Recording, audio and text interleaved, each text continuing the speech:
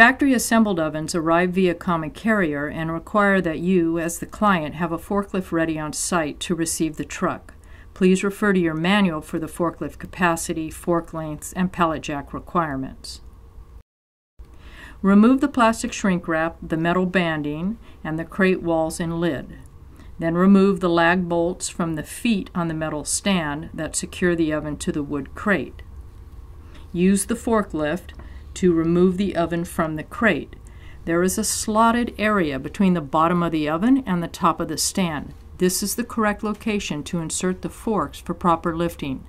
Do not lift the oven from the bottom of the metal stand. You may now move the oven into its location with this forklift or place it on the ground and move it with a pallet jack.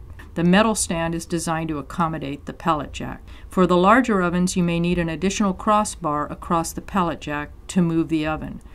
Once your ovens are offloaded from the truck, it is important to inspect the crates for damages. If there is damage to the crate, this needs to be noted on the bill of lading before the driver leaves your property. If it looks as if there is damage to the oven components on the crate's interior, then you have the right to refuse the shipment due to these damages. Please photograph a shipment which shows signs of damage, as the photos will be used later to assess replacement of the damaged parts.